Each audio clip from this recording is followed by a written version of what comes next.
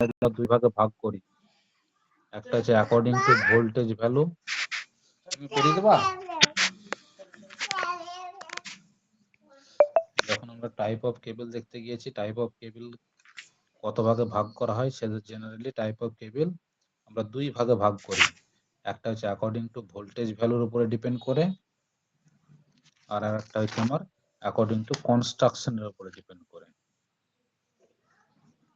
অর্থাৎ তৈরিকর্তা ম্যানুফ্যাকচারিং টেকনোলজির উপরে ডিপেন্ড করে আমরা টাইপ অফ কেবলকে ভাগ করি। সেখানে তিন ভাগে ভাগ করি। তিন ভাগের মধ্যে একটা হচ্ছে বেল্টেড কেবল, স্ক্রিনড কেবল। স্ক্রিন কেবল আবার তিন ভাগে ভাগ, একটা হচ্ছে এইচ টাইপ, একটা এসএল টাইপ। কোনো কোনো বইয়ে আবার এইচ আর এসএল কে কম্বিনেশন করে এইচএসএল টাইপও বলে। অ্যাকচুয়ালি এইচএসএল টাইপটা আর কিছুই নয়, দুটোর এই এইচ টাইপ আর এসএল টাইপের কম্বিনেশন ফর্ম। তিন নাম্বার কেবলটা আমরা যেটা পেয়েছি কনস্ট্রাকশনের উপর ডিপেন্ড করে, এটাকে বলি আমরা প্রেসার কেবল। প্রেসার কেবলে জেনারেলি দুটো ভাগ আছে, একটা হচ্ছে অয়েল ফিল্ড কেবল আর একটা হচ্ছে গ্যাস ফিল্ড কেবল। তাহলে এই কটার ভাগের মধ্যে কিন্তু একটা ডেসক্রিপশন আমাদের পরীক্ষাতে আসবে, গ্যারান্টি সহকারে একটা ডেসক্রিপশন এখানে আসবে।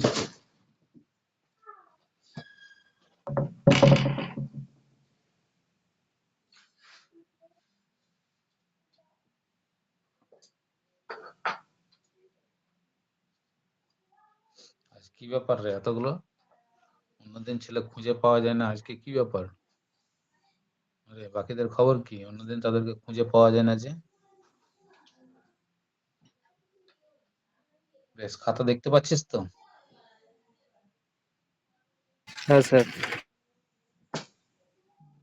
তাহলে আমরা কেবলের ভাগ করেছি, কেবলের কনস্ট্রাকশন করেছি। এখন দেখ, আমরা বাড়িতে জেনারেলি যেসব কেবল আমরা ব্যবহার করি, বকবে দাদারা, বকবে যা পড়া করছে। এটা পুলিশ কার্ড।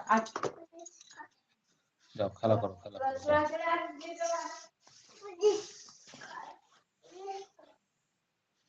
এবার দেখ, কেবল নিয়ে যখন আমরা পড়াশোনা করছি, আমাদের কেবল সম্বন্ধে কিন্তু অনেক কিছুই জানতে হবে। পরীক্ষাতে কিন্তু এখানে কেবল নিয়ে বেশ ভালো কোশ্চেন আসে। তাহলে সাধারণত দেখ, কেবল বলতে গেলে আমরা যেটা বুঝি, বাড়িতে প্রত্যেকে তার ব্যবহার করিস, তাহলে তার আমরা যেটা বাড়িতে ব্যবহার করি সেগুলো আমার একটাই ওয়ান টাইপ অফ কেবল। এখন সেটা কোন টাইপের কেবল যেগুলো বাড়িতে আমরা ব্যবহার করি বলতো?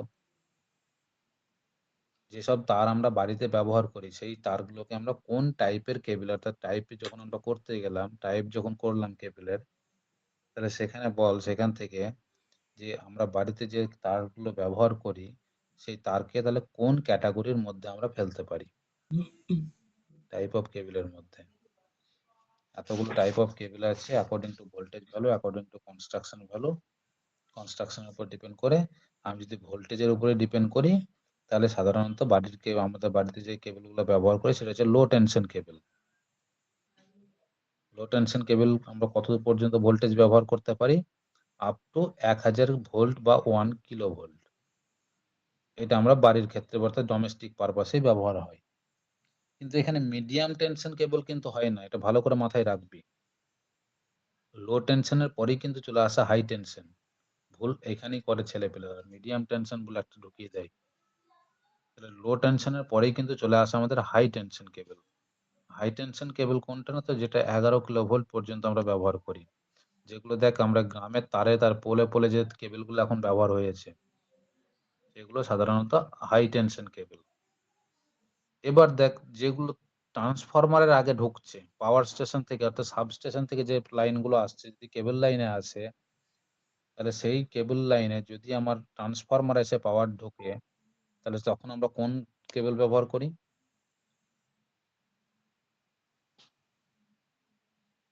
বল, সাবস্টেশন থেকে পাওয়ার আসছে, যে ট্রান্সফরমারে ঢুকবে, আমাদের গ্রামের বাইরে যে ট্রান্সফরমারটা আছে সেই ট্রান্সফরমারে ঢুকবে।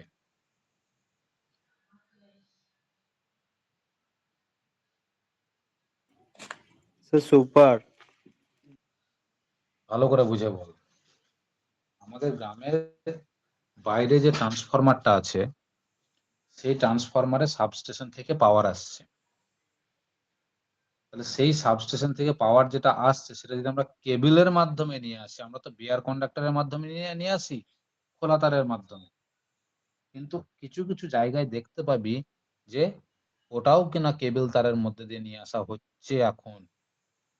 কেন করছে না? তো মাঠে যারা ডিপ টিউবওয়েল চালায় তারা দেখ নতুন করে নিজের একটা ট্রান্সফরমার কিনে সেখান থেকে পাওয়ার চুরি করে ওরা বিনা খরচে চালায়। তাহলে সেই চুরিটা যাতে না ঘটে সেজন্য কেবল, সেখানেও কেবল ব্যবহার হয়ে গিয়েছে।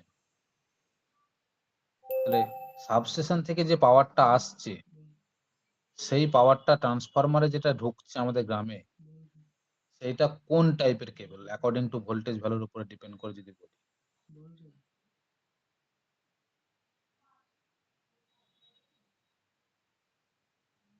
সেই কেবলটা কোন টাইপের কেবল? কেন? ট্রান্সফরমারে ভোল্টেজ কত যেটা ঢুকছে এসে? Sir 400 sir. 11 এই না, কেভি। 11 তাহলে 11 কেভি যদি ভোল্টেজ থাকে তাহলে কোন কেবল দিয়ে হয়ে যাবে? হাই টেনশন কেবল দিয়ে হয়ে যাবে।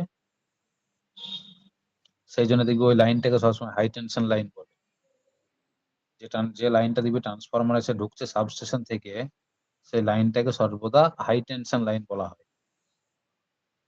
এবার ট্রান্সফরমার থেকে বেরোচ্ছে যে আমাদের বাড়িতে আসছে, তাহলে সেটা কোন টাইপের কেবল ব্যবহার করব? সেখানে সেখানে তো আমরা লো টেনশন কেবল ব্যবহার করব। দেখ আমরা বাড়ির ক্ষেত্রেও লো টেনশন কেবল ব্যবহার করি, আবার পোলে পোলে যে তারটা এসছে কেবল তার, এখন সব প্রত্যেকটা গ্রামই হয়ে গিয়েছে, এখন আর খোলা তার নেই কোথাও।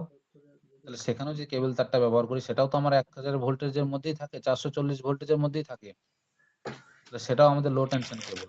এবং বাড়ির ডোমেস্টিক সাপ্লাই যেগুলো আমরা বাড়ির ওয়্যারিং করার জন্য যে কেবলগুলো ব্যবহার করি সেটাও আমার লো টেনশন কেবল।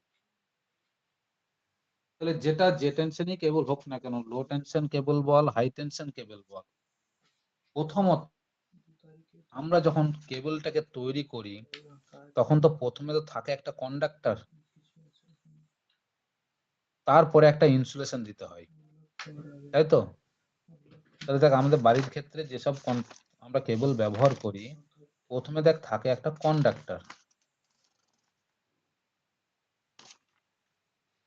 প্রথমে থাকে একটা কন্ডাক্টর, এরকম শেপের একটা কন্ডাক্টর, তামার তার, যেটা তামার বা অ্যালুমিনিয়ামের, জেনারেলি অ্যালুমিনিয়ামই থাকে ওখানে। কেন তামা থাকে না সেটা পরে আমি কোশ্চেন করছি। তাহলে এই যে কন্ডাক্টরটা আছে এটা সলিড কন্ডাক্টর মেটেরিয়াল, মেটাল, এটা তামা হতে পারে কি অ্যালুমিনিয়াম হতে পারে। এখন এটা দিয়ে যদি আমি কেবল বানাই তাহলে কি করব? এর উপরে একটা ইনসুলেশন চাপাবো, তো এর উপরে তো একটা ইনসুলেশনের লেয়ার দিতে হবে, তাই নয়? এর উপরে একটা ইনসুলেশন লেয়ার থাকবে। দেখ বাড়িতে যে কেবল তার আমরা ব্যবহার করি, প্রত্যেকের বাড়িতে আছে তার, তাহলে সেখানে আমরা একটা ইনসুলেশন লেয়ার থাকে তো।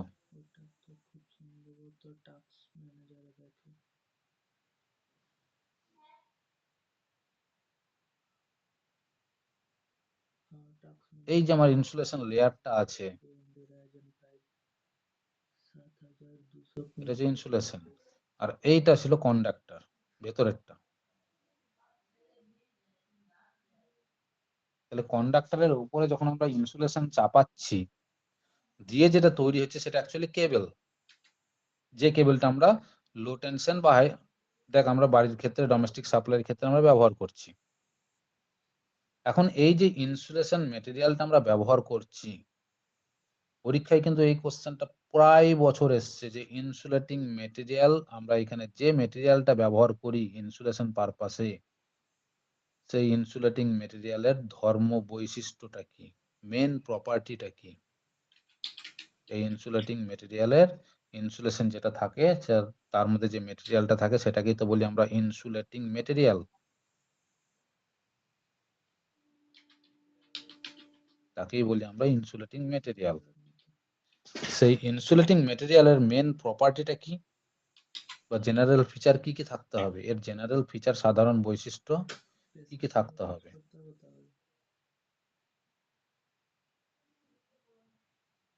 সাধারণ বৈশিষ্ট্য বা জেনারেল ফিচার কি কি থাকতে হবে বা মেন প্রপার্টি কি কি থাকতে হবে? বল, তোরাই বল। আগের দিন আমি বলেছি, আমি তোদের কাছ থেকে শুনতে চাই। টাস্ক ম্যানেজার ওপেন করলি, এটা কমন কোশ্চেন প্রায় বছরের। তারপর এখানে দেখবি আমি তো বলে দিয়েছি আমরা নিচে বিল্ডিং ইলেকট্রিফিকেশনে বেশি কিছু পড়বো না, কিন্তু যেটাই পড়বো সেটাই পরীক্ষাতে আসবে, দেখবি। যেটাতে ক্লিক আছে ওটা প্রসেসেস দেখাচ্ছে, কতগুলো ঠিক যেরকম তোদেরকে এগুলো দেখাচ্ছে তো। মাইক্রো কন্ট্রোলার পড়িয়েছিলাম, মাইক্রো কন্ট্রোলার যতটা পড়িয়েছি শুধু ওইটুকু পড়ে যাস তাহলেই হবে। আর যে প্রোগ্রামিং গুলো করিয়েছি প্রোগ্রামিং গুলো করে যাস, তাতেই তোদের ফুল অ্যান্সার করে চলে আসবি, এটুকু গ্যারান্টি দিচ্ছি আমি। মাইক্রো কন্ট্রোলার সে হাতে লেখা নোটটা সবারই কাছে আছে তো? আমার সিরিজের আরে আমার হাতে লেখা নোট আর কয়েকটা প্রোগ্রামিং এর জেরক্স আমি প্রিন্ট দিয়েছিলাম, ওটা সবারই কাছে আছে তো? ওই হাতে লেখা যেটুকু করেছি, পড়ার লেখা হাতে যেটুকু লেখা আছে সেটুকু তো আমি পড়িয়েছি। সিপিইউ সাথে দেখ প্রোগ্রামিংও কটা করিয়েছিলাম, যে গ্রাফ প্লট হচ্ছে, শুধু ওইটুকু করে যাস তাহলেই হবে, ওইটা থেকেই কোশ্চেন পাবি। নিচে আপ টাইম কত দেখাচ্ছে। আর এক আধটা যদি এক্সট্রা করতে হয় তাহলে সেগুলো করবি। এখন বল আমার ইনসুলেটিং মেটেরিয়ালের সাধারণ বৈশিষ্ট্যগুলো কি কি হতে হবে? 1 নম্বর বৈশিষ্ট্য কি হতে হবে বল? 1 নম্বর বৈশিষ্ট্যটা কি হতে হবে? প্রথম বৈশিষ্ট্যটা তোরা তো হ্যাপাচেট ভাবে লিখ।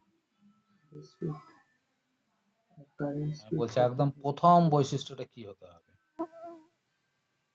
প্রথম বৈশিষ্ট্যটা হতে হবে, যদি আমি তারে হাত দিই, আমি যেন তারে হাত দেওয়ার পরে যেন যাতে শক না লাগে, সেটাই তো। এখন কন্ডাক্টরের মধ্যে দিয়ে কারেন্ট যাবে, সেই কারেন্টটা যাতে ইনসুলেটিং মেটেরিয়ালের বাইরে না এসে পৌঁছাতে পারে, মানে কারেন্টের ফ্লোটাকে বাধা দিতে হবে। কে বাধা দেবে? তো রেজিস্ট্যান্স প্রপার্টি। তার মানে ইনসুলেটিং মেটেরিয়াল যেটা ব্যবহার করব আমি, তার রেজিস্ট্যান্স ভ্যালুটা হাই হতে হবে। এটা কি তো বলি আমরা হাই ইনসুলেটিং রেজিস্ট্যান্স বা হাই ইনসুলেশন রেজিস্ট্যান্স। এটা কি আমরা বলি হাই ইনসুলেশন রেজিস্ট্যান্স। এটা তো প্রথমেই থাকতে হবে। এটা যদি না থাকতো তাহলে তারা হাত দিলে তো শক মারতো। 2 নম্বর কি হতে হবে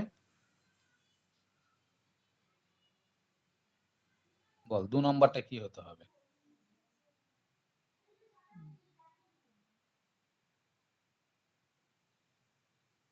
দেখ আমরা যখন তার বাড়িতে নিয়ে যাই তখন এইভাবে একটা তার নিয়ে যাই, যেটাকে আমরা ব্যবহার করছি ফেজ তার হিসেবে। এর পাশে আরেকটা তার নিয়ে যাই তো, যেটাকে আমরা ব্যবহার করি নিউট্রাল তার হিসেবে। তাহলে সে ফেজ তার আর নিউট্রাল তার তো পাশাপাশি লেগে থাকে না, থাকে না? কন্ট্যাক্ট হয়ে থাকে না, থাকে না বল? আমরা যখন বাড়িতে ওয়্যারিং করি তখন ফেজ তার আর নিউট্রাল তার পাশাপাশি কন্ট্যাক্ট অবস্থায় লেগে থাকে তো, একটার গায়ে একজন, না থাকে না বল?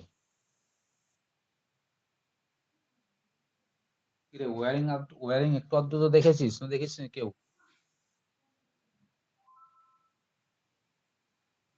তাহলে সেই ফেজ তার আর নিউট্রাল তার ওয়্যারিং এ যদি যখন তারা পাশাপাশি কন্ট্যাক্ট অবস্থায় লেগে থাকে, তাহলে সেখানে যদি কোনো কারণে শর্ট সার্কিট ব্রেকডাউন হয়ে যায়, তাহলে সেটা কি মেনে নিবি বা সেটা কি মেনে নেওয়া যাবে সহজে? আমি একটা দোকান থেকে ভালো কোম্পানি তার কিনে নিয়ে এলাম, যেই লাগালাম বাড়িতে ব্রেকডাউন হয়ে গেল, সেটা কি মেনে নেওয়া যাবে সহজে? হবে না। তাহলে দুটো তার পাশাপাশি থাকা সত্ত্বেও যাতে কোনো রকম ব্রেকডাউন না হয় সেটাও আমাকে রাখতে হবে মাথাতে। তাহলে সেটা, সেই ধর্মটাকে আমরা কি বলি? সেই ধর্মটাকে বলি আমরা হাই ডাই ইলেকট্রিক স্ট্রেংথ। এই ধর্মটাকে বলি আমরা হাই ডাই ইলেকট্রিক স্ট্রেংথ। কিসের জন্য রাখতে হয় হাই ডাই ইলেকট্রিক স্ট্রেংথ? আমরা কিসের জন্য রাখি? তো টু অ্যাভয়েড, কিসের জন্য বল? কি অ্যাভয়েড করি আমরা? যাতে একটা তার থেকে আরেকটা তারে কারেন্টের প্রবাহ লিকেজ অবস্থায়, লিকেজ হয়ে যেন কারেন্টটা ফ্লো না ঘটতে পারে।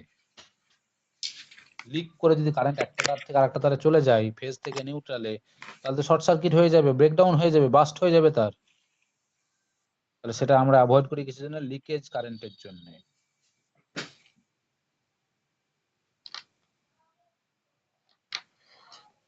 3 নম্বর পয়েন্ট কি বলবি বল?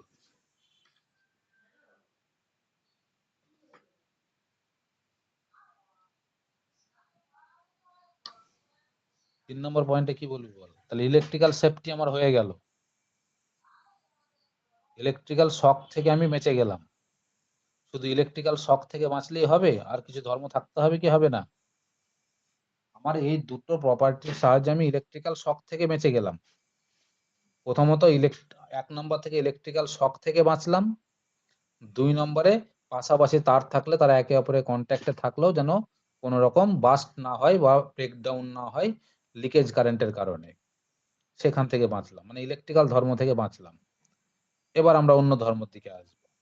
কি ধর্ম সেই ধর্ম? 3 নম্বর কি ধর্ম দেব?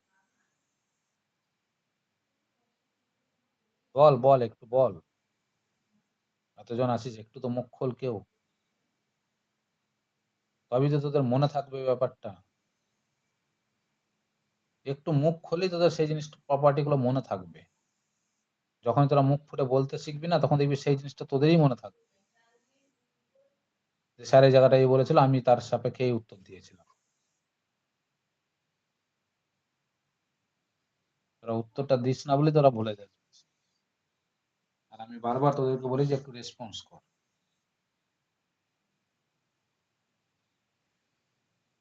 এখন দেখ, যে তারটা আমরা ব্যবহার করছি সেই তারটা যদি শক্তপোক্ত না হয়, টান দিলে যদি ছিঁড়ে যায়।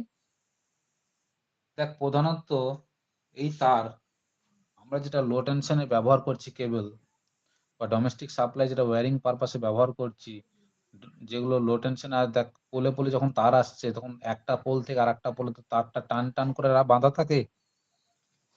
তাহলে সেই টানে যদি তার ছিঁড়ে যায়, তাহলে তার যাতে না ছেড়ে, তার জন্য দরকার কি আমার? Mechanical support. তাহলে সেই মেকানিক্যাল সাপোর্ট কিন্তু কন্ডাক্টর নিজে প্রোভাইড করে না, মেকানিক্যাল সাপোর্ট কিন্তু ইনসুলেশন প্রোভাইড করে মেনলি। কন্ডাক্টরকেও যদি মেকানিক্যাল সাপোর্ট দিতে হয়, তাহলে তো আমাকে অনেক হাই কোয়ালিটি জিনিস ব্যবহার করতে হবে। কন্ডাক্টরকে যদি মেকানিক্যাল সাপোর্ট দিতে হয়, তাহলে সেখানে তামাও ব্যবহার করা যাবে না, অ্যালুমিনিয়ামও ব্যবহার করা যাবে না, তাহলে সেখানে স্টিল ব্যবহার করতে হবে, স্টিলের তার। তাহলে স্টিলের তার যখনই ব্যবহার করব, দেখবে কারেন্টের ফ্লো হবে না ভালো করে, কন্ডাক্টিভিটি রেজিস্ট্যান্স অনেক বেড়ে যাবে, অনেক পাওয়ারের লস হবে। তাহলে যখন আমরা তামা ব্যবহার করি বা অ্যালুমিনিয়াম ব্যবহার করি, অ্যালুমিনিয়ামের মেকানিক্যাল স্ট্রেংথ কিন্তু অনেক কম। তাহলে তারপরেও তারকে টানলে ছিঁড়ে না কেন? বাড়িতে যখন ওয়্যারিং করিস, যখন কেসিং ওই আন্ডারগ্রাউন্ড ওয়্যারিং করিস, তখন তো পাইপের মধ্যে তার একটা প্রান্ত থেকে আরেকটা প্রান্ততে খুব টানাটানি করতে হয়। তাহলে সেখানে তার ছিঁড়ে যায় না কেন? সেখানে কে মেকানিক্যাল সাপোর্টটা কে তৈরি করে? মেকানিক্যাল সাপোর্ট কিন্তু আমার ইনসুলেশন প্রোভাইড করে। তাহলে ইনসুলেটিং মেটেরিয়ালের আর একটা ধর্ম হচ্ছে high mechanical strength. High mechanical strength এটাও কিন্তু থাকতে হবে, হাই মেকানিক্যাল স্ট্রেংথ কিন্তু থাকতে হবে ইনসুলেটিং মেটেরিয়ালের। কিসের জন্য? টু প্রোভাইড, বল, বা টু প্রোভাইড টু উইথস্ট্যান্ড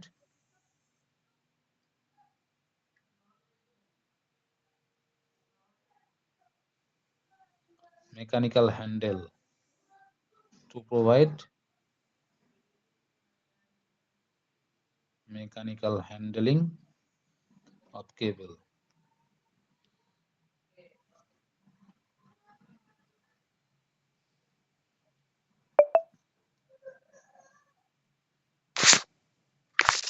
তিন নম্বর হলো, 4 নম্বর পয়েন্টে কি বলবি বল? শক্তপোক্তর ব্যাপার তো গেল। এবার আমি কি দেখব? কোন ধর্মটা দেখব? এবার আমি দেখব, দেখ ইলেকট্রিক্যাল ধর্ম হলো, শক্তির দিক থেকে হলো, এবার আমি দেখব ইনসুলেটিং মেটেরিয়ালটা যাতে সহজে নষ্ট না হয়। কারণ শক্তপোক্ত আমি ইনসুলেটিং মেটেরিয়ালটাকে আমি হাই ইনসুলেশন রেজিস্ট্যান্স প্রোভাইড করেছি।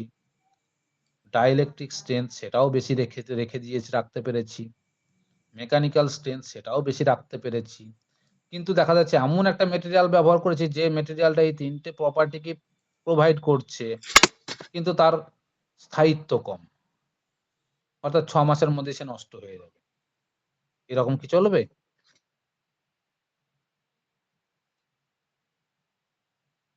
না, সেরকম চলবে না। তাহলে আমাকে এখন দেখতে হবে যে ইনসুলেটিং মেটেরিয়ালটা ব্যবহার করেছি, সেই ইনসুলেটিং মেটেরিয়ালটা যাতে সহজে ডিগ্রেড না করে। তাহলে এখন ইনসুলেটিং মেটেরিয়াল কিভাবে ডিগ্রেড করে সেটাকে জানতে হবে। সেই ধর্মটাকে বন্ধ করতে হবে। রাখা চলবে না। এখন ইনসুলেটিং মেটেরিয়াল ডিগ্রেড করার একটাই জায়গা, সেটা হচ্ছে এই ইনসুলেটিং মেটেরিয়ালের মধ্যে ছোট, ছোট গর্ত থাকে। দেখ, আমরা মাটি যখন শুকনো থাকে, মাটিতে যখন জল ঢালি, সেই জলটা মাটির মধ্যে অ্যাবজর্ব হয়ে যায়। কেন অ্যাবজর্ব হয়? শুকনো মাটির মধ্যে যখন আমরা জল ঢালি, জলটা অ্যাবজর্ব হয়ে যায়। কি কারণে অ্যাবজর্ব হয়?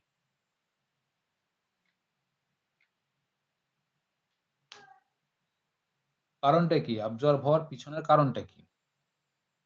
না তো মাটির মধ্যে সূক্ষ্ম, সূক্ষ্ম ছিদ্র থাকে, তাই তো? সেই ছিদ্রের মধ্যে গিয়ে ওই জলগুলো জমা হয়ে যায়। মাটি তো আর সলিড নয়। তাহলে যে ইনসুলেটিং মেটেরিয়ালটা আমি তৈরি করেছি এই ৩ টে ধর্মকে প্রোভাইড করার জন্যে, দেখা গেছে তৈরি করার সময় ওই ইনসুলেটিং মেটেরিয়াল গুলোর মধ্যে সূক্ষ্ম, সূক্ষ্ম ছিদ্র পড়ে আছে। যে ছিদ্রগুলোকে বলি আমরা হাইগ্রোস্কোপ। হাইগ্রোস্কোপ। তাহলে সেই হাইগ্রোস্কোপ জিনিসটা থাকা চলবে না। থাকলে কি হবে? বাতাসের ময়েশ্চার আছে, বৃষ্টির জল আছে, কুয়াশা আছে। সেইসব জনিত কারণে ওই সূক্ষ্ম, সূক্ষ্ম ছিদ্রের মধ্যে জলীয় বাষ্প বা এই জল জমে যাবে। যখনই জল জমে যাবে, ইনসুলেটিং মেটেরিয়ালটা ডিগ্রেড করে যাবে, নষ্ট হয়ে যাবে। তাহলে আমাকে ওই হাইগ্রোস্কোপ জিনিসটা রাখা চলবে না। এমন ভাবে আমাকে ইনসুলেটিং মেটেরিয়ালটা প্রিপেয়ার্ড করতে হবে, অর্থাৎ নন হাইগ্রোস্কোপিক।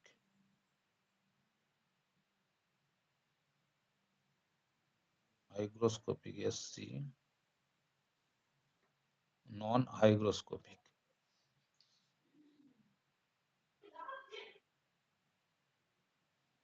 এখন হাইগ্রোস্কোপিক আমাদেরকে কি জিনিসটা তৈরি করে? তো ময়েশ্চার হেল্প করে। এই হাইগ্রোস্কোপিক জিনিসটা কি হয়? হেল্প করে to moisture absorb. Helps to moisture absorb.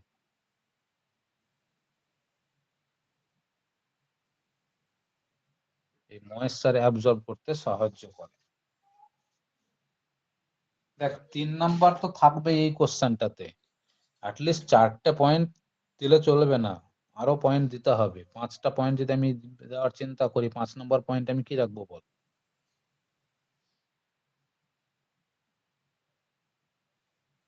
৫ নম্বর পয়েন্টে লিখবো নন ইনফ্লেমেবল।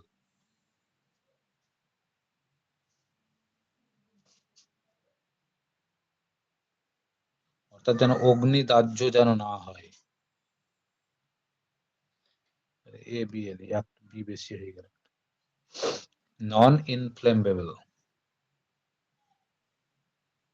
যাতে অগ্নি দাহ্য না হয়। দেখ, এখন অনেক বর্তমানে অনেক কেবল বেরিয়েছে, অনেক তার বেরিয়েছে। হেভেলসের বল, ক্রম্পটনের বল, অনেক তার আছে, দেখবি ও ফায়ার প্রুফ। ওরা অ্যাডভার্টাইজমেন্ট করে ফায়ার প্রুফ বলে। তাহলে সেটা তো আমার ধর্মের মধ্যেই পড়ে। তাহলে ওরা বেকার অ্যাডভার্টাইজমেন্টে দেখায় কেন?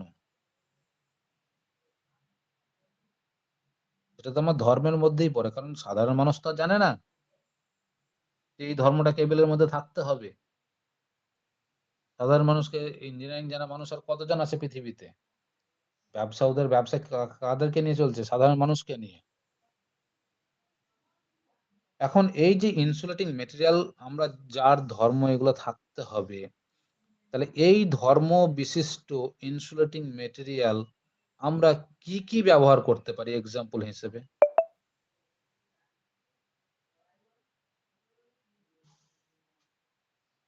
এই ধর্মগুলোকে মেনটেন করার জন্য আমরা যেসব ইনসুলেটিং মেটেরিয়াল গুলো ব্যবহার করি তাদের এক্সাম্পল গুলো কি কি বলতে পারবি?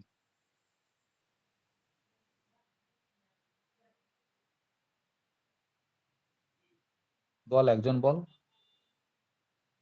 যেসব রাবার, ইনসুলেটিং, প্রথমে আছে রাবার, বেশ।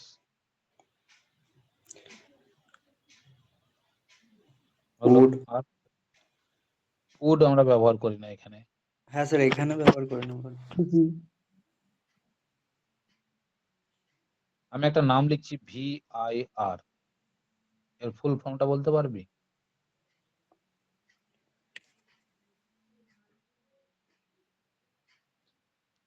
ফুল ফর্মটা হচ্ছে ভলকানাইজড ইন্ডিয়ান বা ইন্ডিয়া রাবার।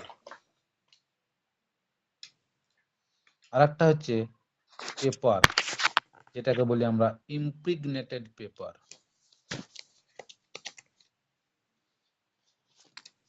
শুধু পেপার নয়, পেপারটা হচ্ছে অবশ্যই ইমপ্রিগনেটেড পেপার।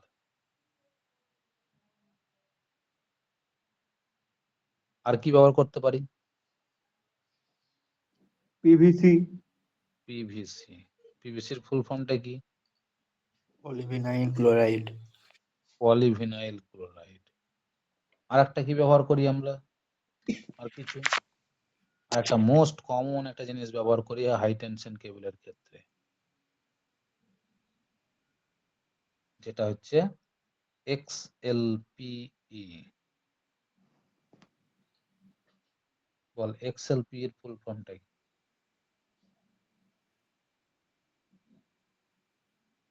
এখানে এক্স ফর কিন্তু ক্রস, এক্স দিয়ে কিন্তু কোনো নাম নেই, ক্রস মানে কাটা। আমরা কেটে দেওয়াটাকে কি বলি? ক্রস দেওয়া। সেই অর্থে এক্স কিন্তু এখানে cross.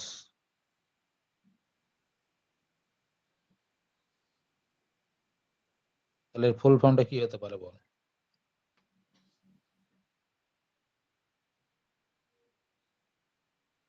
Cross linked polyvinyl chloride. Sorry, E for কি বল?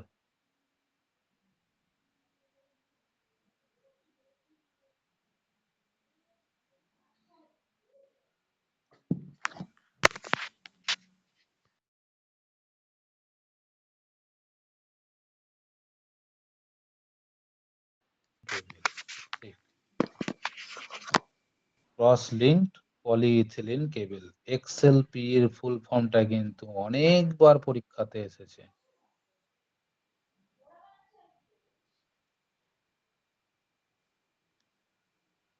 শুধু জিজ্ঞেস করলাম তার কারণই এটা, যে XLPE ফুল ফর্মটা কিন্তু অনেকবারই পরীক্ষাতে এসেছে।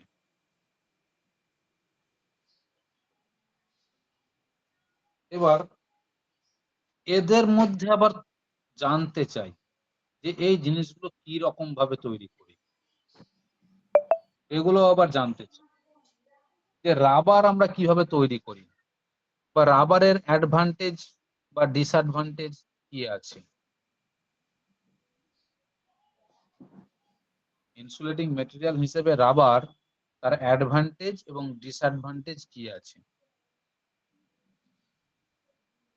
এগুলো আবার কোশ্চেন হয়। তাহলে প্রথমে আসি, আমি রাবার যখন লিখেছি তাহলে প্রথমে রাবার যখন লিখেছি তাহলে রাবারই আসি। বল, রাবার আমরা জেনারেলি কিভাবে তৈরি করি? স্যার গাছের আঠা থেকে স্যার।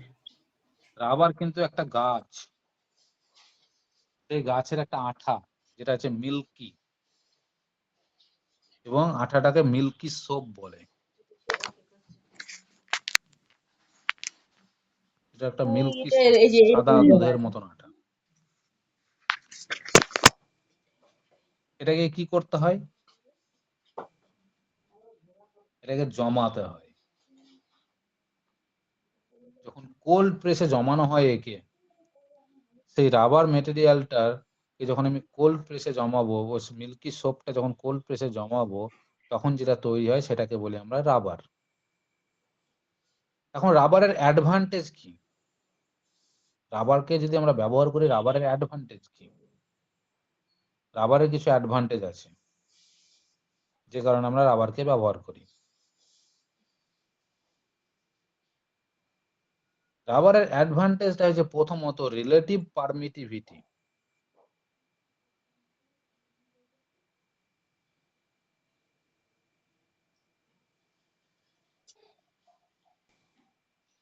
এর রিলেটিভ পারমিটিভিটি হচ্ছে 2 থেকে 3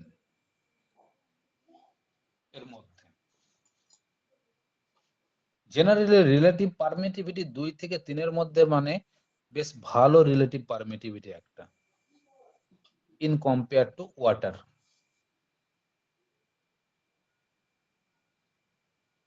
মানে এর ভালোই ইনসুলেশন রেজিস্ট্যান্স প্রোভাইড করবে।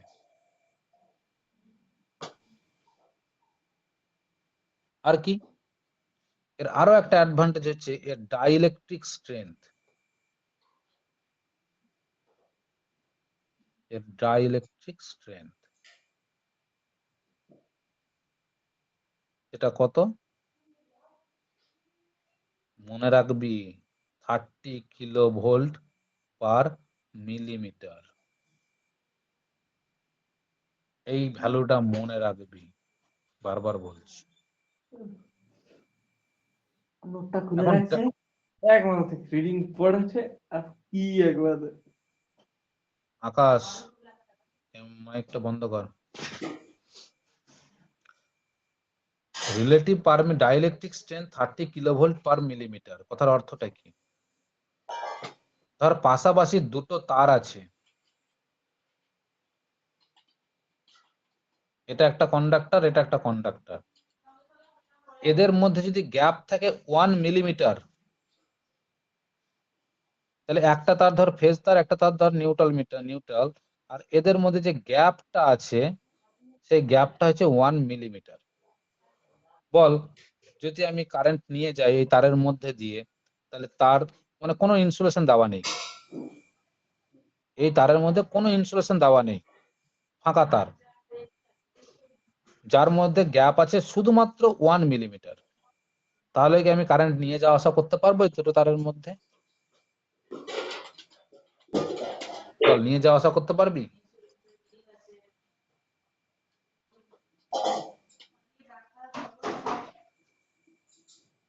সম্ভব? বল, এইটা আগে সম্ভব কিনা বল। দুটো ফাঁকা তার মানে কন্ডাক্টর, যার মধ্যে একটা ফেজ একটা নিউট্রাল হিসেবে ব্যবহার করব, এবং সেই তার দুটোকে আমি 1 মিলিমিটার দূরত্বে রাখবো।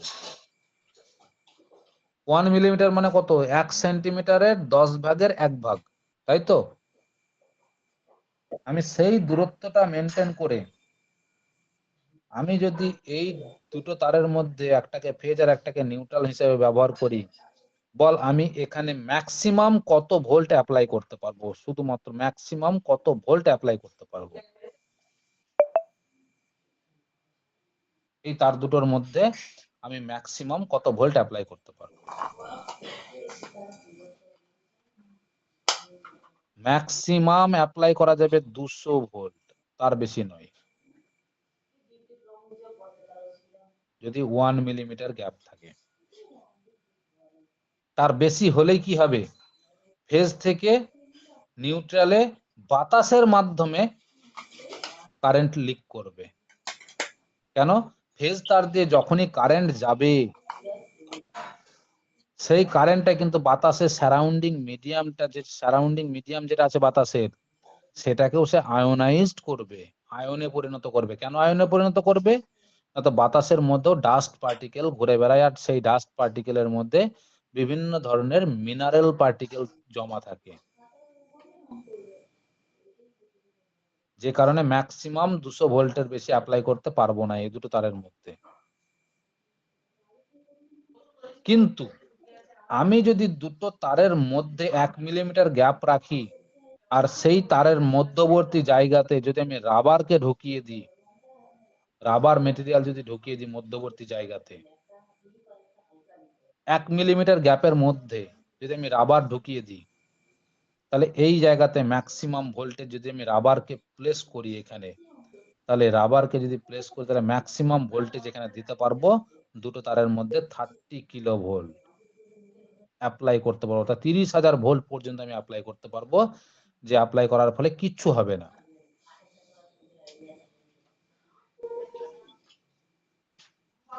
এটা কি বলি আমরা? Dielectric strength. এই ডাইইলেকট্রিক স্ট্রেংথ রাবারের অনেক বেশি, 30 কিলো ভোল্ট। এই দুটো হচ্ছে আমার মেন অ্যাডভান্টেজ। কিন্তু তাহলে এর দুটো যদি মেন অ্যাডভান্টেজ হয়, তাহলে এই দুটোর মান তো খুবই বেশি, ভালোই মান, তাহলে রাবার আমরা কেন ব্যবহার করি না?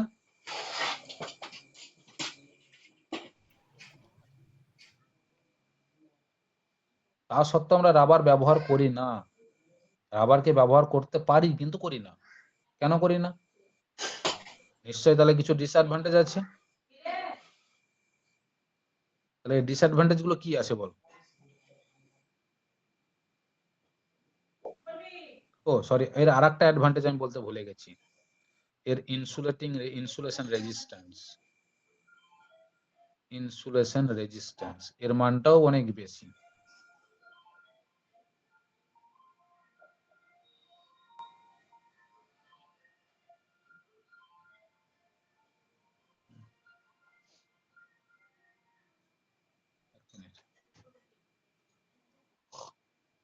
এর ইনসুলেশন রেজিস্ট্যান্সের মান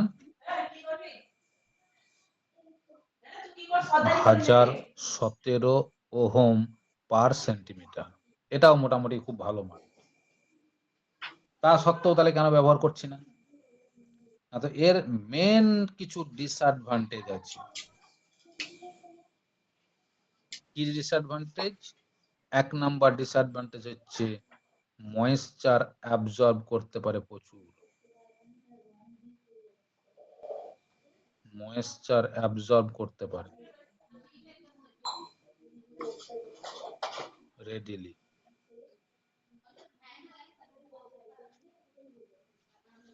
ভালো ময়েশ্চার অ্যাবজর্ব করতে পারে। আর কি না, তো রাবারের টেম্পারেচার সহ্য করার ক্ষমতা খুবই কম। অর্থাৎ 2 নম্বর, টেম্পারেচার উইথস্ট্যান্ড করার ক্ষমতা লেস। টেম্পারেচার উইথস্ট্যান্ড করার এটা লেস। কত টেম্পারেচার উইথস্ট্যান্ড কত করতে পারে? Max 38 degree centigrade. ডেটাগুলো তোদেরকে মনে রাখতে হবে। তোদের সালের কোশ্চেন গুলো খুলে দেখিস এই যেরকম ডেটা কত এসছে বা কত আসে। তাহলে এটা এই দুটো হচ্ছে মেন ডিসঅ্যাডভান্টেজ, যে টেম্পারেচার সহ্য করতে পারে না। কিন্তু আমাদের কি ছিল? নন ইনফ্লেমেবল হতে হবে বলেছিলাম। সেই জন্য রাবার কিন্তু আমরা কোথায় ব্যবহার করি দেখে, আমরা যখন কেবল বানিয়েছি, কেবল বানানোর সময় দেখ এখানে একটা লেড শীট ব্যবহার করেছি। আবার বেডিং এর ক্ষেত্রে বলেছিলাম যে সফট লো গ্রেডের আমরা ইনসুলেটিং মেটেরিয়াল ব্যবহার করব। সার্ভিংও বলেছি লো গ্রেডের ইনসুলেটিং মেটেরিয়াল ব্যবহার করব। কিন্তু তার আগে দেখ অনেক ইনসুলেটিং মেটেরিয়াল, ভালো ভালো ইনসুলেটিং মেটেরিয়াল ঢুকে বসে আছে। তাহলে উপরে আমি সার্ভিং এর জায়গায় রাবার ব্যবহার করতে পারি, কারণ রাবার যদি ব্যবহার করি তাকে হ্যান্ডেল করতে নরম হবে, সহজ হবে, সুবিধা হবে। আবার এই বেডিং এর জায়গা তো আমি রাবার ব্যবহার করতে পারি। জেনারেলি জুট ব্যবহার করি, মানে পাট। এই যে হেজিন মানে রেজিন টাইপ থেকে এসছে, হেজিন মানে এখানেও রাবার আমরা ব্যবহার করতে পারি। কারণ এখানে তো আর শর্ট সার্কিট হওয়ার প্রবণতা নেই, শর্ট সার্কিটটা এখানে হবে এই জায়গাতে। তারপর তো পেপার ইমপ্রেগনেটেড পেপার ইনসুলেশন আছে। তাহলে এই কারণে আমরা রাবারকে ব্যবহার করতে পারি না। তাহলে রাবারের পরে কি আছে? রাবার দেখতে পাচ্ছি যে এত পরিমাণ সফট, যাকে টেম্পারেচার সহ্য করার ক্ষমতা নেই। তাহলে সেই জন্য আমরা কি করছি? রাবারকে একটু অ্যাডভান্স প্রসেসে নিয়ে এসে আমরা VIR তৈরি করছি, অর্থাৎ ভলকানাইজড ইন্ডিয়া রাবার। তাহলে এই ডিসঅ্যাডভান্টেজ গুলোকে দূর করার জন্য এবার চলে আসছি আমরা VIR এ। তাহলে VIR জিনিসটা কি? Vulcanised India rubber.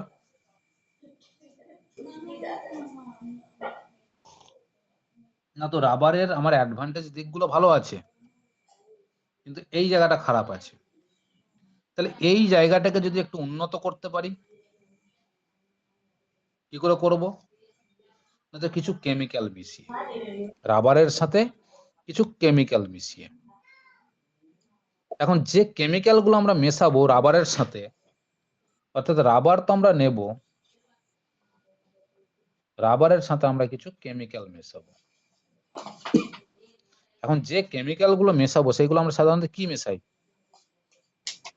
কি কি কেমিক্যাল মেশাতে পারি বল? প্রথমত আমরা মেশাতে পারি আমরা জিঙ্ক অক্সাইড।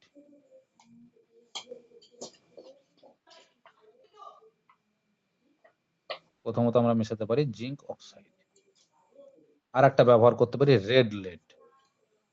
রেড লেডের সংকেত কি বলতো? দেখি কে বলতে পারিস। রেড লেডের সংকেত কি বল? রাসায়নিক সংকেতটা কি? কে বলতে পারিস দেখি।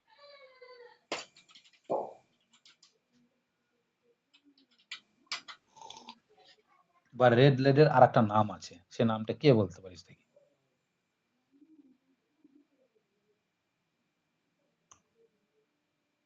লাল রঙের বলে আমরা সেটাকে রেড লেড।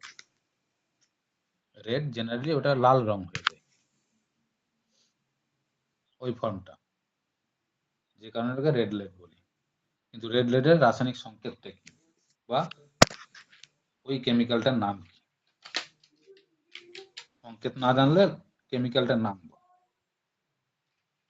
ডাক নাম নয়, প্রচলিত নাম নয়, মানে কেমিস্ট্রির ভাষাতে নাম।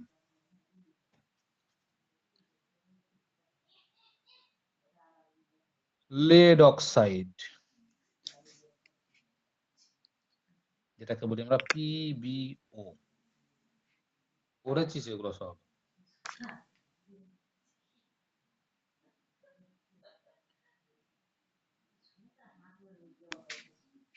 তাতে আর একটা জিনিস থাকে সালফার।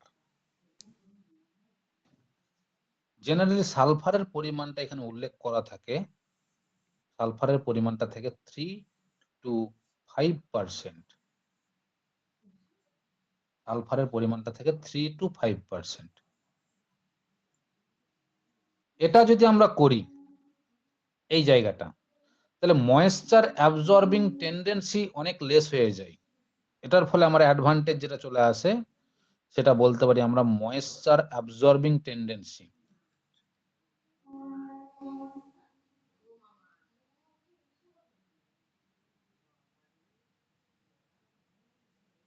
ময়েশ্চার অ্যাবজর্বিং টেন্ডেন্সিটা অনেক লেস হয়ে যায়।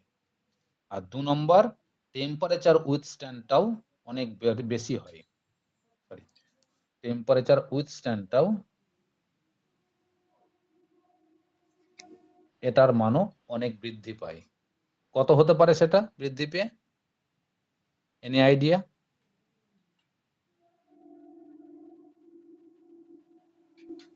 এনি আইডিয়া বল, কার কি আইডিয়া আছে বল? টেম্পারেচার উইথস্ট্যান্ড করার ক্ষমতাটা কত বৃদ্ধি পেতে পারে?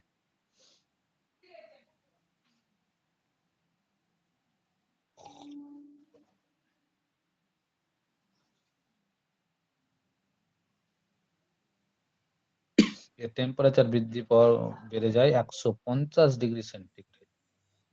তাহলে কোথায় ছিল 38 ডিগ্রি সেন্টিগ্রেড, তাকে আমি নিয়ে গেলাম 150 ডিগ্রি সেন্টিগ্রেড। তাহলে তো অনেক বেশি পেলো, বৃদ্ধি পেয়ে গেল। এবার তাকে ব্যবহার করতেই পারি। একে তো ব্যবহার করতেই পারি তাহলে, তাই নয়? তবুও আমরা সহজে ব্যবহার করি না। মেন এই ক্ষেত্রে, এই রকম কেবল বানানোর ক্ষেত্রে আমরা VIR কিন্তু ব্যবহার করি না, যেখানে কন্ডাক্টরের ওপরেই ইনসুলেশনটা পড়বে। কিন্তু এই রকম জায়গাতে ব্যবহার করতে পারি। আগে যেটা দেখালাম, কন্ডাক্টরের ওপরেই বাদে বাকি যে জায়গাতে ইনসুলেশন লাগছে, বেডিং এ লাগছে, সার্ভিং এ লাগছে, সেই জায়গাতে আমরা ব্যবহার করতে পারি। কিন্তু কন্ডাক্টরের ওপরেই ইনসুলেশনটাকে আমরা ব্যবহার করি না, তবুও ব্যবহার করতে পারি না। কেন করতে পারি না? তার কারণটা কি? তাহলে তার আবার ডিসঅ্যাডভান্টেজ কি বেরোবে? ওই অ্যাডভান্টেজটাকে দূর করতে গেলাম, আবার একটা ডিসঅ্যাডভান্টেজ চলে আসবে। এটা কি হতে পারে? না তো সালফার যেটা আমরা ব্যবহার করছি, এই সালফার খুব কুইক রিয়াক্ট করতে পারে তামার সাথে অথবা অ্যালুমিনিয়ামের সাথে, দুটোর সাথে খুব কুইক রিয়াক্ট করতে পারে, রিয়াকশন ঘটে যায়। তাহলে তামার সাথে কপারের সাথে যদি সালফার রিয়াকশন ঘটে যায়, তাহলে কি তৈরি করতে পারে? Cuprous sulphide. তামার উপর একটা কালচে রং পড়ে, মনে পড়ছে? দেখেছিস কখনো বাড়িতে তামার পাত্র জিনিস রেখে? হ্যাঁ বাড়িতে স্যার। বাড়িতে যদি তামার কোনো জিনিস থাকে, দেখবি তামার উপর একটা কালচে কালারের আস্তরণ পড়ে, এটাই হচ্ছে কিউপ্রাস সালফাইড। কি কারণে পড়ে? না তো বাতাসে তো সালফার ডাইঅক্সাইড গ্যাস ভেসে বেড়াচ্ছে, বাতাসে তো মিশেই আছে সালফার। তো সেই সালফারের সাথে ওই তামা বিক্রিয়া করে কিউপ্রাস সালফাইড তৈরি করে, কালো রঙের। অ্যালুমিনিয়াম সালফাইড Al2S3 এগুলো তৈরি করে। এগুলো সব আস্তরণ হিসেবে ব্যবহার হয়ে যায়। তামার উপর আস্তরণ জমে যাবে, অ্যালুমিনিয়ামের উপর আস্তরণ জমে যাবে। এই আস্তরণ গুলো আবার নন ইলেকট্রিক্যাল কন্ডাক্টিভিটি, মানে ইনসুলেটিং প্রপার্টিতে কাজ করে। তাহলে বল, তামাকে যেখানে আমি ব্যবহার করছি সেই তামার উপরে যদি একটা ইলেকট্রিক্যাল আস্তরণ পড়ে যায়, আমি তাহলে সেই তামাকে যখন আমি জয়েন্ট করব, তারে তারে যখন জয়েন্ট করব, সেই জয়েন্টের উপর তো আস্তরণ পড়ে যেতে পারে, আবার তার তো ক্ষয় যাবে, তামাটা তো নষ্ট হয়ে যাবে, তাহলে মেন কন্ডাক্টরটা তো নষ্ট হয়ে যাবে। এই কারণের জন্য আমরা তামাকে সাধারণত তামার তার বা অ্যালুমিনিয়াম তারের উপরে আমরা ডাইরেক্ট কোটিং হিসেবে ভিআইআর ব্যবহার করি না। আমরা অন্য জায়গাতে ব্যবহার করতে পারবো, যেখানে কন্ডাক্টরের সাথে টাচ পড়বে না, সেই রকম জায়গাতে আমরা ব্যবহার করতে পারবো। তাহলে এই সমস্যাগুলোকে দূর করার জন্য চলে আসছে এবার আমার ইমপ্রিগনেটেড পেপার। তারপরে ছিল কি আমার ইমপ্রিগনেটেড পেপার।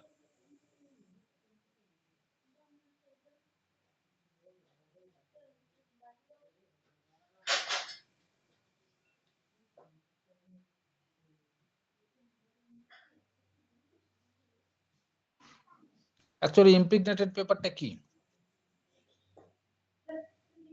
এখানে একটা পেপার আমরা ব্যবহার করি, জেনারেলি একটা পেপার ব্যবহার করি। সেই পেপার আমরা কিভাবে তৈরি করি? উড চিপিং করে। আমরা যে খাতা লিখছি, কাগজে লিখছি, এই পেপারটাই বা কি করে তৈরি হয়? সে গাছ থেকে তো তৈরি হয়। তার টেকনোলজি আছে কিভাবে তৈরি করে, সেই টেকনোলজিটাকে বলি আমরা উড চিপিং। উডকে চিপ করে, তাহলে যাই হোক, সেই উড চিপিং প্রসেস আমরা পেপার তৈরি করলাম। এবার এই পেপারটাকে আমরা কি করি? পেপারটাকে আমরা ইমপ্রিগনেটেড করব, মানে ডুবিয়ে দেব। ইমপ্রিগনেটেড মানে ডুবন্ত, ইমপ্রিগনেট করব। কার মধ্যে ইমপ্রিগনেট করব? তো প্যারাফিন বলে একটা জিনিস আছে।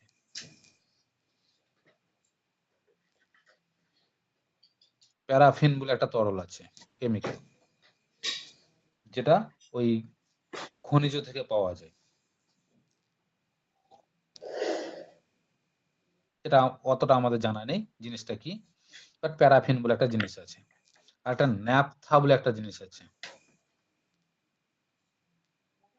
তাহলে প্যারাফিন থেকে একটা জিনিস তৈরি করে সেটাকে বলি আমরা প্যারাফিনিক, আর ন্যাপথা থেকে একটা জিনিস তৈরি করে সেটাকে বলি আমরা ন্যাপথানিক। ন্যাপথে তখন ই হয়ে যায়, এটা ই হয়ে গিয়ে ন্যাপথেনিক। এই দুটো জিনিসের মধ্যে আমরা এই পেপারটাকে ডুবিয়ে দিই।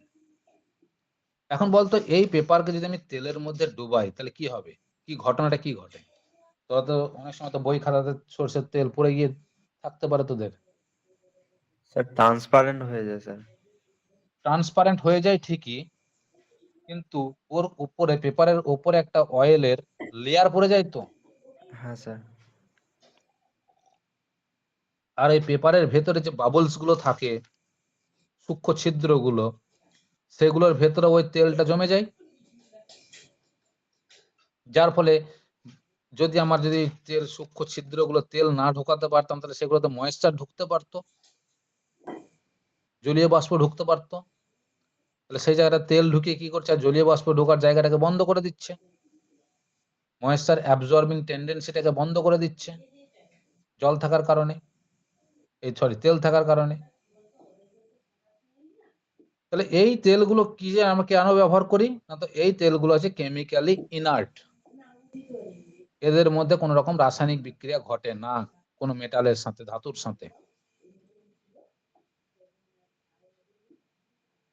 কোনো ধাতুর সাথে এই তেলগুলো সাধারণত কোনো রাসায়নিক বিক্রিয়া ঘটায় না। এই জাতীয় তেলের মধ্যে আমরা যখন ইমপ্রিগনেট করি, তখন যে পেপারটা তৈরি হয় সেটাকে বলি আমরা ইমপ্রিগনেটেড পেপার। এবার এটাকে আমরা ব্যবহার করি অ্যাজ এ ইনসুলেটর। কেন ব্যবহার করি না, তো প্রথমত এর কারণ হচ্ছে, অ্যাডভান্টেজ গুলো হচ্ছে আমার লো কস্ট। প্রথম কারণটা হচ্ছে এর লো কস্ট। আর কি কারণ?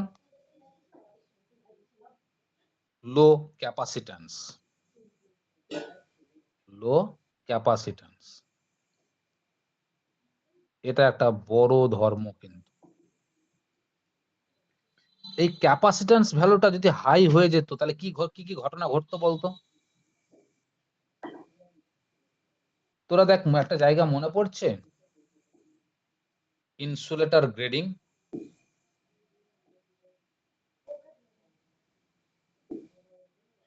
টিডিপি তে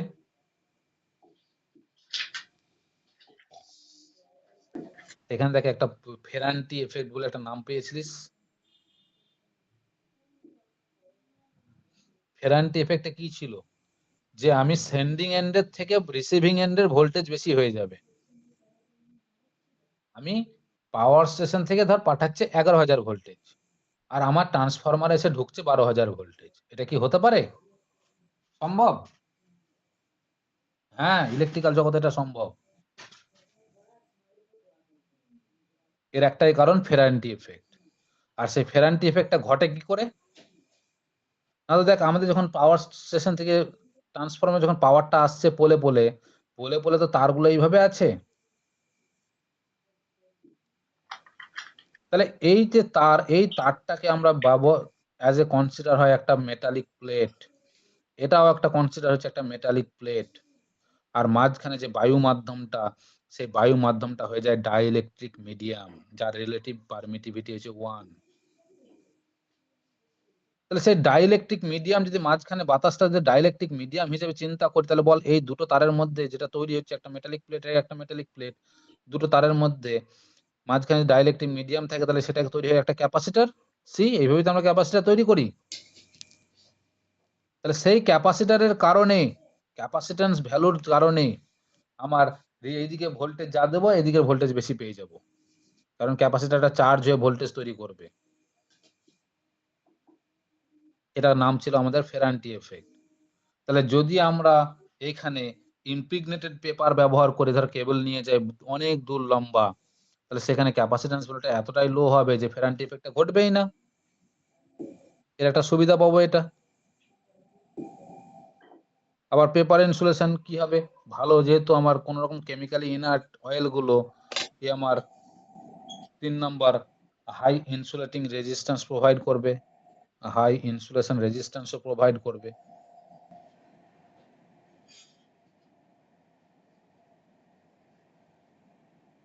হাই ইনসুলেশন রেজিস্ট্যান্সও প্রোভাইড করবে, যার ফলে লিকেজ কারেন্ট হবে না।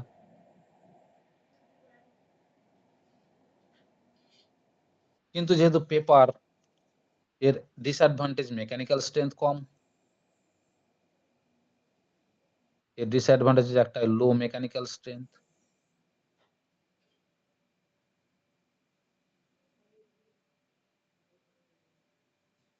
তাহলে সেখান থেকে সেটাকে কভার করার জন্য আসছে তবে পিভিসি আমাদের। যেটাকে বলি আমরা পলিভিনাইল ক্লোরাইড। এই পলিভিনাইল ক্লোরাইড অ্যাকচুয়ালি কি জিনিস? এটাও কিন্তু একটা সিনথেটিক মেটেরিয়াল।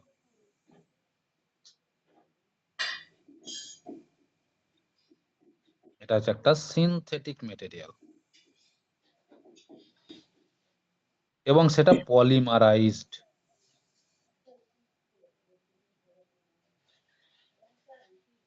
কি করে পলিমারাইজড? পলিমারাইজড মানে পলি মানে অনেক সংখ্যক, পলি কথার অর্থটা হচ্ছে অনেক পরিমাণ।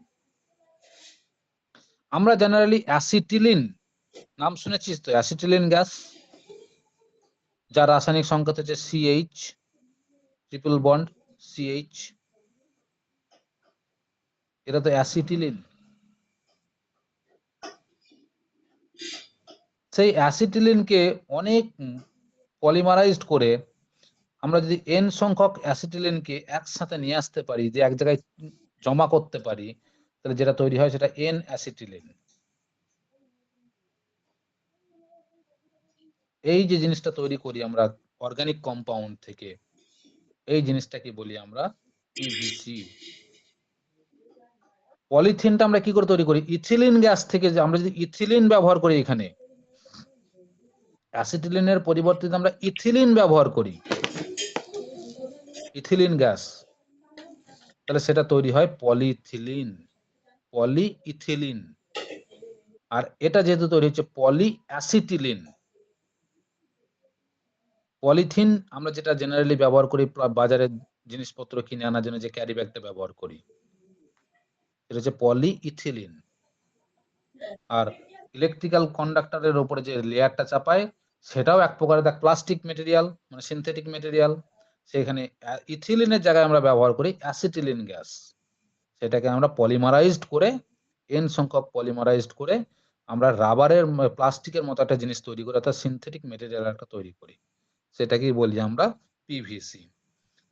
জেনারেলি পিভিসি আমরা ব্যবহার করি কেন না, তো এর ডাইইলেকট্রিক স্ট্রেন্থ সব বেশি, মানে আমরা যতগুলো অ্যাডভান্টেজ আগে দেখেছি সব অ্যাডভান্টেজ গুলোকে কভার করে, সাথে হাই মেকানিক্যাল স্ট্রেন্থ প্রোভাইড করে, সাথে হাই মেকানিক্যাল স্ট্রেন্থটাও প্রোভাইড করে।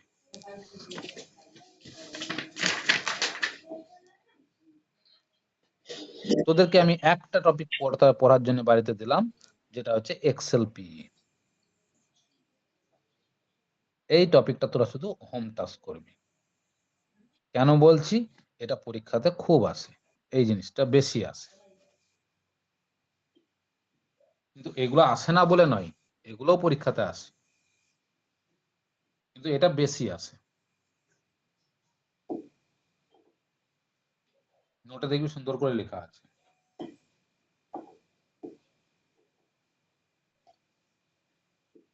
অল সাবজেক্টের একটা নোট দিয়েছিলাম, মনে আছে তোদের? সেই নোটটাতে দেখবি সুন্দর করে করা আছে, বিল্ডিং ইলেকট্রিফিকেশনটা সুন্দর করে করা আছে। ওই ইলুমিনেশনের পোর্শনটা বাদ দিয়ে বাকি জিনিসটা ওখান থেকেই পড়বি।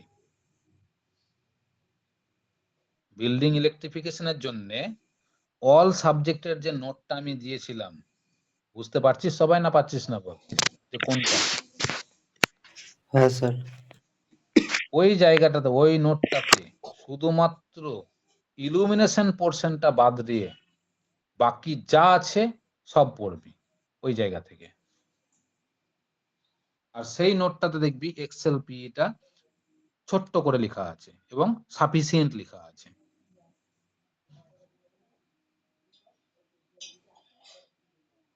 এবং ওই নোটটা একদম পয়েন্ট, মানে সিলেবাস ভিত্তিক করা আছে, মানে আর সময় হয় না নোটটাকে কারেকশন করার জন্য। নোটটার উপরে অনেক কারেকশন হবে, যেমন মাইক্রো কন্ট্রোলারটা ওখানে ঢোকানো নেই, মাইক্রো কন্ট্রোলার ঢোকানো নেই না, পিডিএফ করার সময় ওই মাইক্রো কন্ট্রোলারের পোর্শনটা এমন ভাবে হ্যাপাজেট হয়ে গেল, যার কারেকশন করা হয়নি পরে, মানে আনসাপোর্টেড ফর্ম হয়ে গেছে কিছু জায়গা।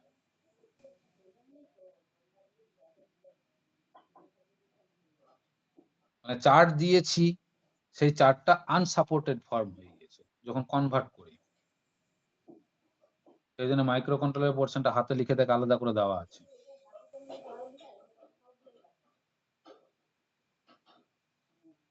আর ওয়ার্ডের কাজটা অতটা ভালো জানি না তো, যে ম্যাথামেটিক্যাল জায়গাগুলো একটু গন্ডগোল হয়ে গেছে,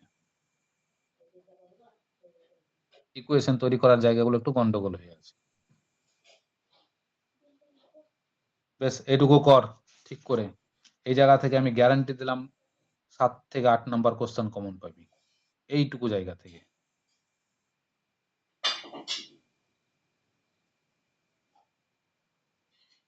আর আগের দিন যেটুকু পড়ানো হয়েছে আর আজকেরটা মিলে একটা 10 নম্বর তো গ্যারান্টি কমন পাবি, আগের দিন আর আজকেরটা মিলে 10 নম্বর আমি গ্যারান্টি দিয়ে দিলাম।